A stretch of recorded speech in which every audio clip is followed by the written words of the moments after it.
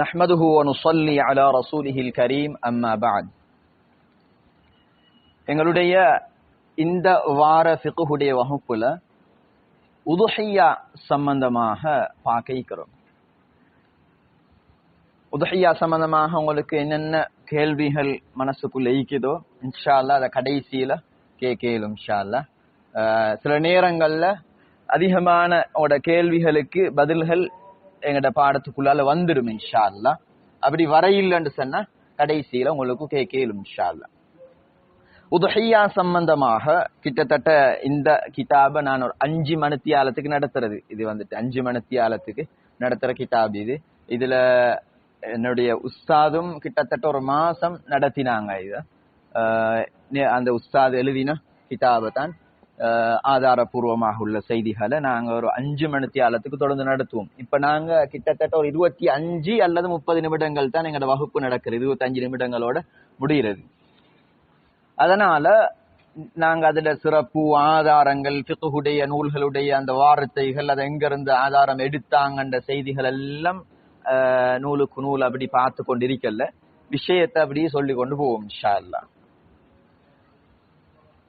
அதிகமானவங்க எங்கள்ல உதுஹியா சென்ற காலங்கள்ல கொடுத்தவங்க இருப்போம், இந்த வருஷம் கொடுக்க இருக்கிறவங்களும் இருப்போம், அதே நேரம் பின்னால கொடுக்கணும் என்ற ஆசை உள்ளவங்களும் இருக்கலாம். அந்தந்த பருவ காலத்துடைய செய்திகளை நாங்க படிக்கிறது, அந்த இல்ம அடைஞ்சு கொள்றது, அது மிக முக்கியமான ஒரு அம்சம். சில இல்முகள் அது ஃபர்து ஐனாக ஆகும், சில இல்முகள் அது ஃபர்து கிஃபாயாவாக ஆகும், சில இல்முகளை படிக்கிறது சுன்னத்தாக ஆகும். அந்த அடிப்படையில் உதுஹியா சம்பந்தமாக சில செய்திகளை நாங்க இந்த 20 தலைப்புகள்ல ஞாபகப்படுத்த இருக்கிறோம். சுருக்கமாக பெய்து கொண்டிருக்கும் இன்ஷா அல்லாஹ். பெரும்பகுதி சம்பந்தப்பட்ட விஷயங்கள் எல்லாம் வந்துடும். எங்கட நடைமுறையோடு சம்பந்தப்பட்ட கேள்வியாக வினாவாக எங்கட மனசுக்குள்ளால் எழும்பக்கூடிய அத்தனைக்கும் உரிய விடைகள் பெரும்பாலும் வந்துடும் இன்ஷா அல்லாஹ். அதுல உதுஹியா என்றா என்ன? உதுஹியா என்றா, உதுஹியான்ற வார்த்தை பொதுவாக துஹா தொழுகை தெரியும் இல்லையா? சலாத்து துஹான்னு சொல்லுவோம், கால நேரத்துல தொழுற.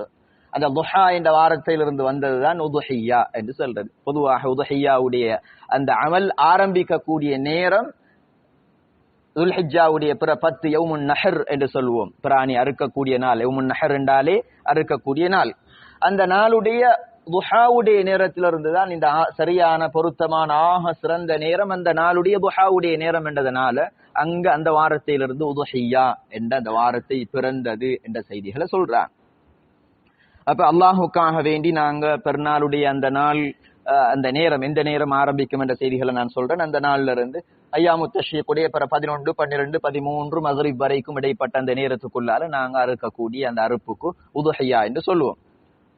உதுஹியாவை பொறுத்தளவுல இது குர்ஆன்ல சொல்லப்பட்ட ஒரு அமல். குர்ஆன்ல ஆரம்பமாக இது குர்ஆன்ல சொல்லப்பட்ட அமல். 2 வசனங்களை உலமாக்கள் சொல்றாங்க.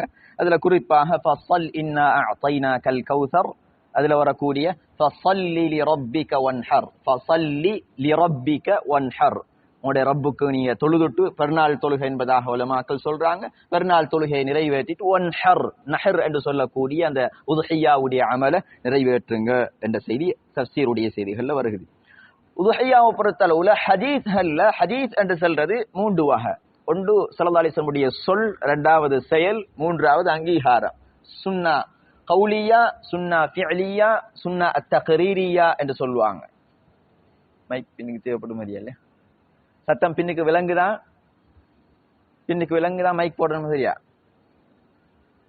கேக்குது இல்ல இல்லையா?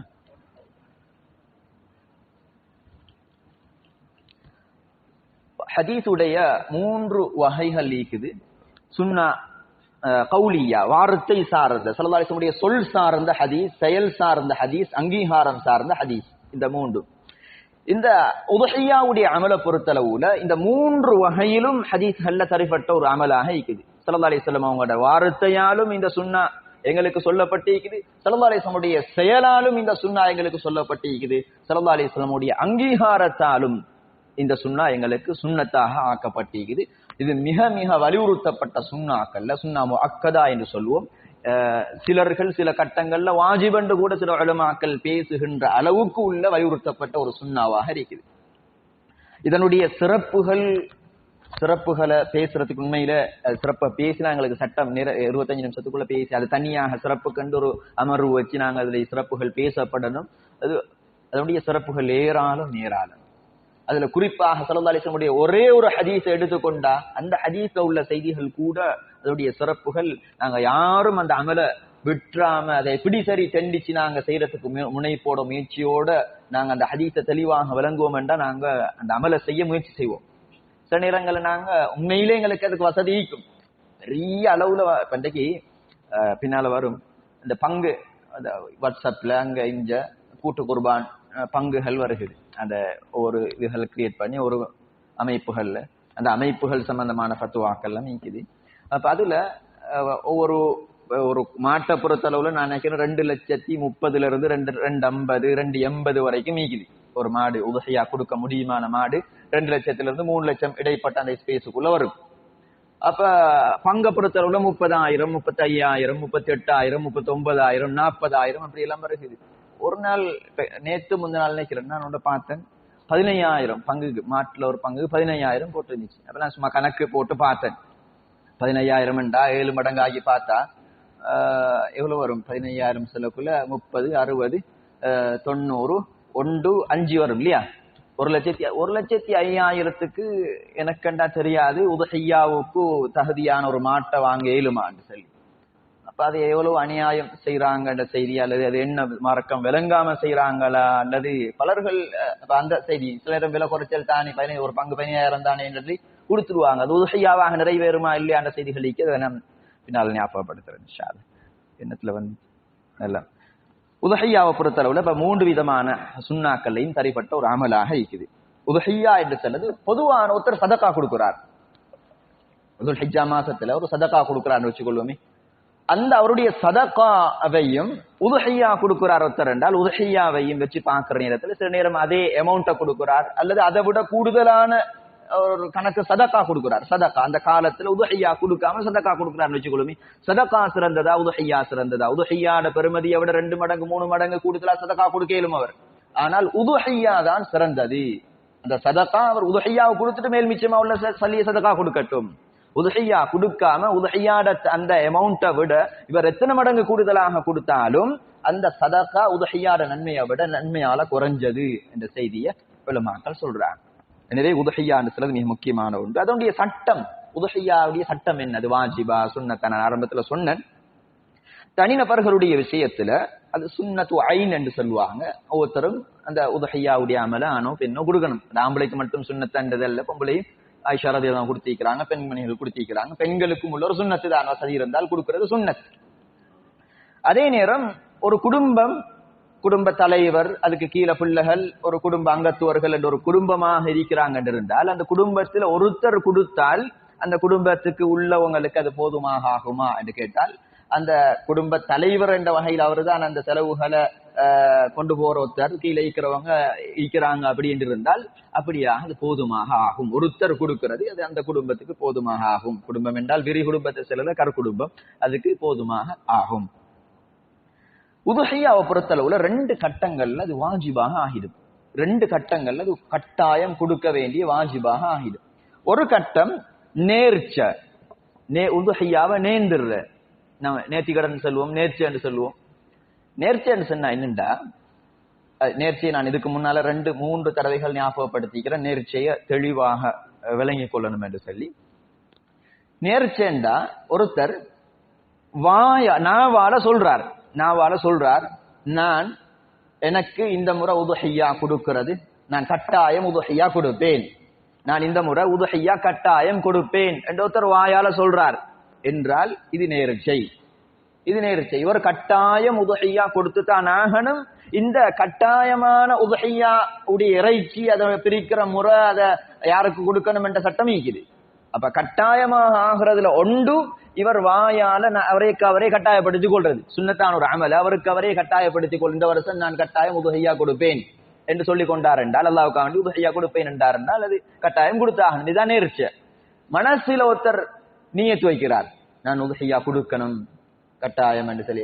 நேர்ச்சி என்று சொல்ல போகல நாங்க இந்த நதுருல் லஜாஜ் அண்டிக்கு நதுரு தபர்ரூர் ஒன்று இருக்குது. நேர்ச்சியில 2 வகை இருக்குது. ஒருத்தர் கோவத்துல அந்த சரி அது வேற. நேர்ச்சையுடைய 2 வகைக்கு. அதுல ஒன்று என்னண்டா, எனக்கு இந்த நலவு கிடைச்சா, நான் எக்ஸாம்ல பாஸ் ஆகினா, எனக்கு புள்ள கிடைச்சா, புள்ளட நோய் சுகமாகினா, எனக்கு இந்த இது இல்லாம போனால், அல்லது இது நலவு கிடைச்சா கெடுதி இல்லாம போனால், எந்த ஒன்றோட சம்பந்தப்படுத்தி ஒரு விஷயத்தை நாங்க ஒரு இத்தனை ரக்கா சொல்லுவேன், அல்லது இத்தனை நோம்பு குடிப்பேன், இத்தனை ஏழைகளுக்கு சாப்பாடு கொடுப்பேன், அல்லது ஏதோ ஒரு அமலை நாங்க அங்க கனெக்ட் பண்ணுவோம். அதே மாதிரி உதுஹையாவையும் சிலர்கள் என்ன செய்வாங்கன்னு சொன்னா, ஒரு ஆர்டர் இருப்பேன் மாடர் இருப்பேன் என்று சொல்றது அது உதுஹையா அல்லது.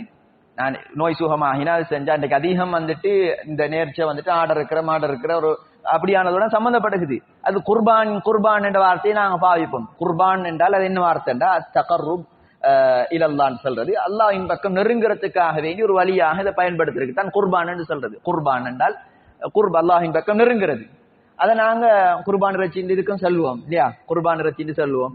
சில நேரம் குர்பான் கொடுக்கறதாக நான் நேர்த்தி கடன் வச்சேன்னு சொல்லுவோம். குர்பான் என்று சொல்ற வார்த்தைய உதுஹையாவுக்கும் பாவிக்கிறாங்க, உதுஹையா அல்லாதுக்கும் பாவிக்கிறாங்க. இது உலமாக்கல் பாவிச்ச அல்லது சட்ட ரீதியாக உள்ள வார்த்தை என்றது அல்லது இது ஒரு பொதுவாக பொதுமக்கள்கிட்ட வழக்காக வந்த ஒரு வார்த்தை.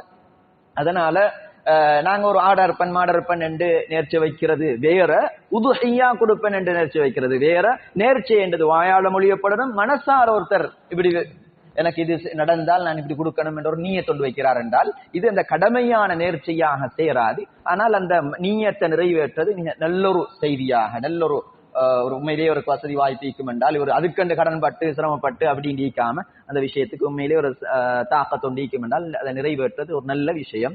அப்படி இல்லை, இவர் வாயால மொழிஞ்ச உண்மையான நேர்ச்சியாக இருந்தால் அது அவர் அல்லாஹ் மீது உள்ளவருடைய கடனாக ஆகிடும். அது ஒரு நிறைவேற்றி தான் ஆகணும் என்ற ஒரு நிலைமைக்கு வந்துடுவார். சரி, நல்ல. அப்ப வாஜிபான வகை ஒன்று. இன்னொன்று இதை செல்ல போக்குல சில நேரம் எங்களுக்கு சில நேரம் சந்தேகம் வரலாம், இது உண்மையில சரியா அந்த சட்டம் அப்படின்னு சொல்லி சந்தேகம் வரலாம். அப்ப இது இப்படி கஷ்டமான சட்டம் ஒண்டிக்குதான், கஷ்டம் இல்ல, அது எங்கிட்ட பொது வழக்குல உள்ள ஒரு விஷயம். அது இதுக்கு ஒரு டிஸ்ட்ரிக்டான சட்டம் நீக்குமா அப்படின்னு சொல்லிட்டு. ஆனா இது ஒரு மாற்று கருத்தொண்டு இல்லாம ஒரு சொல்லப்பட்ட ஒரு செய்தியாக இருக்குது. என்னென்று சொன்னா, ஒன்று நதுர் ஹகீகி என்று சொல்லுவாங்க, நேர்ச்சை யதார்த்தமான நேர்ச்சை என்று சொல்லி. இன்னொன்றைக்கு நதுர் ஹுக்மி என்று சொல்லி சட்ட ரீதியான நேர்ச்சை. இது நேர்ச்சை அல்ல, நேர்ச்சையுடைய அந்த சட்டத்துக்கு வரும். நேர்ச்சை செஞ்சா என்ன சட்டம் வருமோ அந்த சட்டத்துக்கு வரும். கட்டாயம் கொடுத்தாகணும், அந்த இறைச்சை பிரிக்கிற நேரத்தில் இவர் செலவுக்கு உட்பட்டவங்க சாப்பிடலாம், அந்த சட்டங்கள் எல்லாம் வரும். அந்த சட்ட ரீதியான நேர்ச்சைண்டா என்னண்டா, ஒருத்தர் ஒரு ஆடை வாங்குறார், மாடை வாங்குறார், அல்லது ஏதோ ஒன்றை வாங்குறாரு வச்சுக்கோங்க, அல்லது ஆடு மாடு வளர்க்கிற ஒருத்தர். அவர் சொல்றாரு, வாயால சொல்ற, நீயத்து வைக்கிறது வேற, மனசுக்குள்ள ஒரு டார்கெட் ஒன்றிக்கும், நான் இந்த ஆட்டை இந்த முறை உதவியா கொடுக்கணும் என்று ஒரு எண்ணம் ஒன்றிக்குது, உறுதி ஒன்றிக்குது, இந்த மாட்டை கொடுக்கணும் என்று இருக்குது, அல்லது அப்படின்னு மனசுக்குள்ள வைக்கிறது வேற. இவர் அதையும் வாயால சொல்றார், இந்த ஆட்டை நான் இந்த முறை உதவியா கொடுப்பேன், இந்த மாட்டை இந்த முறை நான் உதவியா கொடுப்பேன் என்று இவர் சும்மா சொல்றார். இதுக்கு ஜுல் என்று சொல்லுவாங்க. இப்படி இவர் ஒண்ட குறிப்பாக்கி இந்த ஆட்டை இந்த மாட்டை நான் இந்த முறை உதுஹையா கொடுப்பேன் என்று வெளிப்படையாக வார்த்தையாக சொல்லுவாராக இருந்தால் இதுவும் நேர்ச்சையுடைய சட்டத்துக்கு போய்த்திரும். இது நேர்ச்சையுடைய சட்டத்துக்கு போய்த்திரும். சட்டத்துக்கு போய்த்திரும் என்றால் ஒரு கட்டாயம் கொடுத்தாகணும் என்ற ஒரு சட்டத்துக்கு வரும்.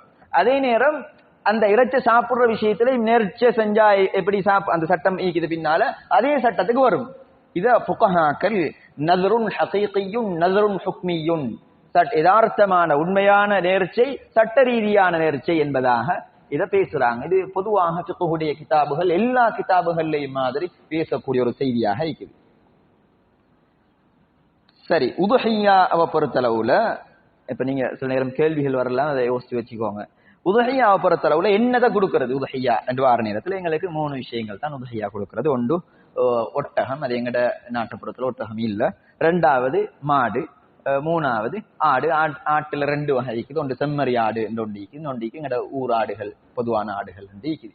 இந்த 3 வகைக்கு தான் அன்ஆம் என்று சொல்லுவாங்க, கால்நடைகள் என்று குர்ஆன்ல சூரத்துல் அன்ஆம் இருக்குது.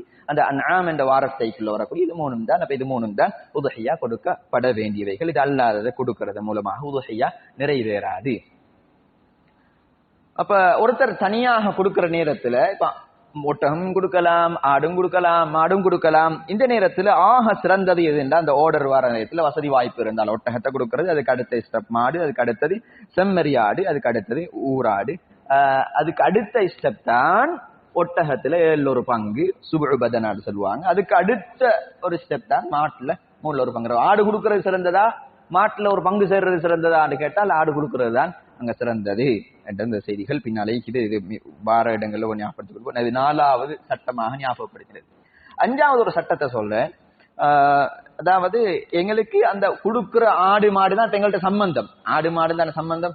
இந்த ஆட்டுக்கும் மாட்டுக்கும் எப்படி வயசு இருக்கணும், அந்த வயசு எந்த வயசு அடைஞ்சதாக இருக்கணும். இப்ப வியாபாரிகள், இப்ப எங்கட பகுதிகளில் வியாபாரிகள் குறைச்சல் நினைக்கிறேன். அங்கல பகுதிகளில் அதிகம் ஆடு மாடு மாடு வியாபாரிகள் ஈப்பாங்க. இங்கேயும் வியாபாரிகள் தான் கைவிட்டு கை மாறி வியாபாரிகள் ஈக்கிறாங்க. அங்கிருந்து வாங்கி அடுத்த வியாபாரிகள் ஈக்கிறாங்க. அப்ப யாரோ வியாபாரிகள் இதுல அல்லாஹ் பயந்து கொள்ளணும். உண்மையில இந்த விஷயம் ஒரு அமல், அல்லாஹுக்காக வேண்டி செய்யக்கூடிய ஒரு சுன்னா, மிக முக்கியமான ஒரு சுன்னா. இந்த ஒரு அமலை செய்யறதுக்காக வேண்டி மக்கள் நம்பி வாங்குறாங்க. இந்த செய்தி பல இடங்களையும் போறது, பேசக்கூடிய செய்தி, கேட்கக்கூடிய ஒவ்வொருத்தரும் இதுல அமானிதம் பேண வேணும். விற்கிறவங்க ஏமாத்திடக்கூடாது.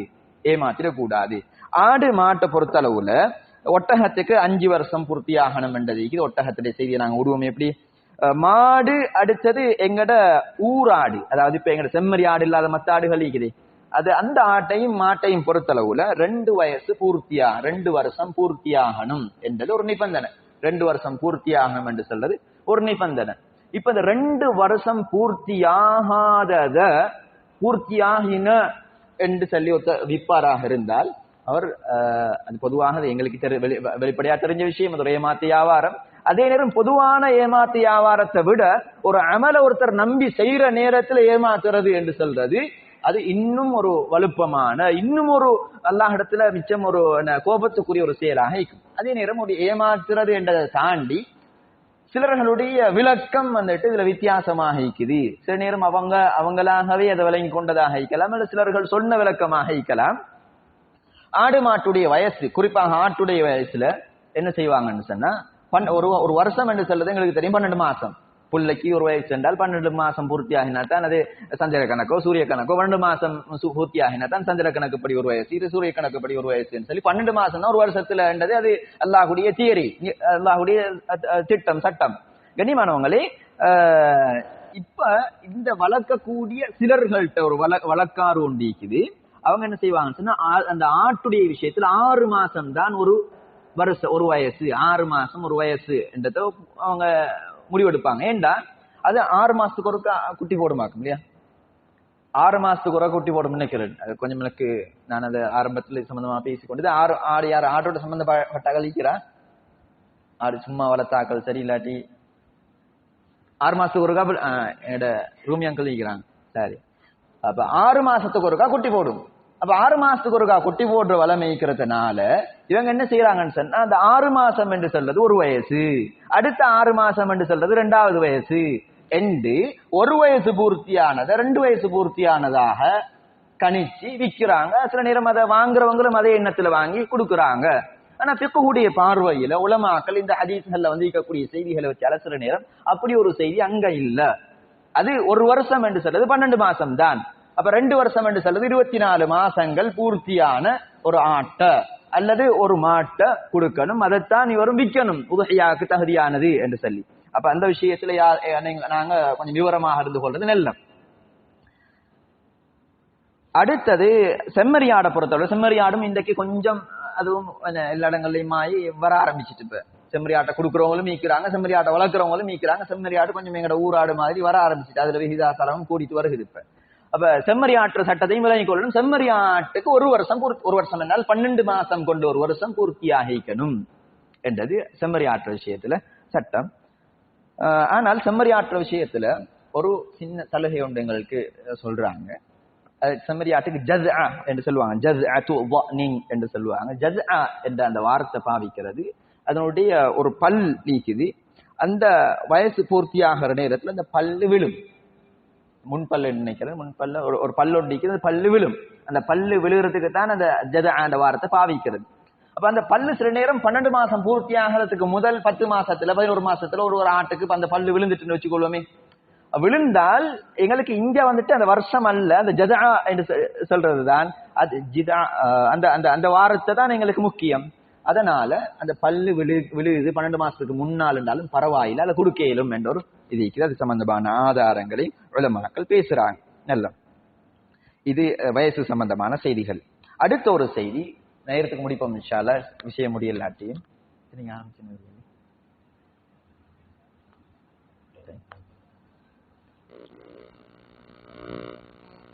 20 நிமிஷம் தான் பேட்டி.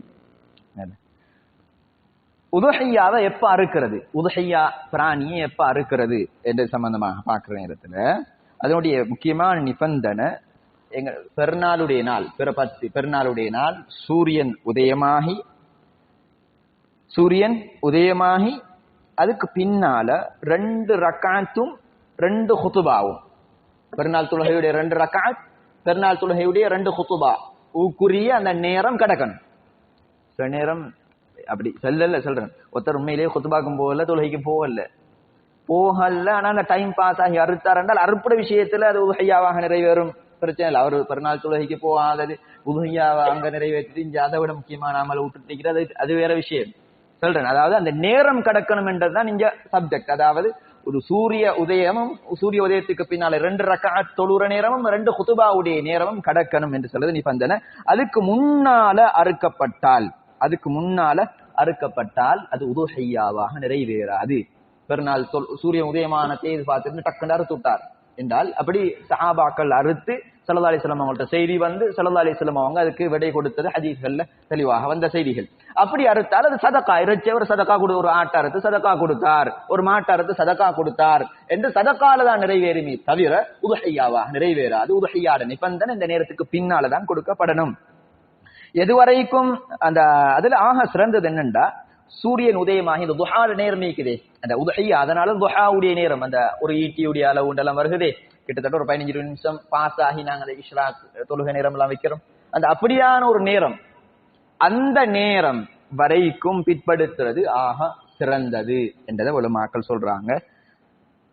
அடுத்தது அப்ப அதுல இருந்து ஆரம்பிச்சு ஐயாமு தஷ்ரீக் 11, 12, 13 வரைக்கும் அந்த மக்ரிப் வரைக்கும் நாங்க அந்த தக்பீர் நேரமேக்குதே, அரபா நாள் ஆரம்பிச்சு தக்பீர் முடிகிற நேரம் வரைக்கும் நாங்க என்ன செய்யலும், அந்த அறுப்புகளை செய்யலும்.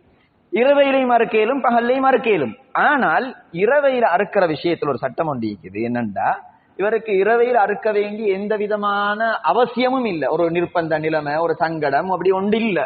பகலையில தாராளமா அறுக்கையிலும். ஏதோ ஒரு அடிப்படையில் ஒரு நிர்பந்த ஒரு நிலைமை ஒன்று வருகிறது என்றால் இரவையில் அறுக்கிறதும் பகல் இருக்கிறதும் சமம், பிரச்சனை இல்லை. ஆனால் இவருக்கு பகல்ல தாராளமாக அறுக்க முடியுமான ஒருத்தர் இரவையில் அறுக்கிறது என்று சொல்றது மக்ரூஹ் என்பதாக உலமாக்கள் சொல்றாங்க. அதற்கும் ஒரு ஹிக்மத்துகளை சொல்றாங்க. அது நான் இந்த எங்கட மற்ற இதுகள் அந்த வகுப்புகள் அது சம்பந்தமாக விவரமாக பேசுறேன். அடுத்த ஒரு சட்டம் தான், ஒரு ஒட்டகமோ அல்லது ஒரு மாடோ 7 பேருக்கு 7 பேர் அதுல பங்கு சேரேலும், 7 பேர் அதுல பங்கு சேரேலும் என்ற ஒரு செய்தி இருக்குது. அதுல அந்த 7 பேருமே உதுஹியாட விஷயத்துலதான் 7 பேருமே உதுஹியா கொடுக்கிறதாகத்தான் சேரணுமா, அல்லது ஒருத்தர் உதுஹியா, இன்னொருத்தர் அகீகா, இன்னொருத்தர் சும்மா அவருக்கு இறைச்சி தேவைப்படுது சாப்பாட்டுக்கு, அப்படி பங்கு சேர்றாங்க.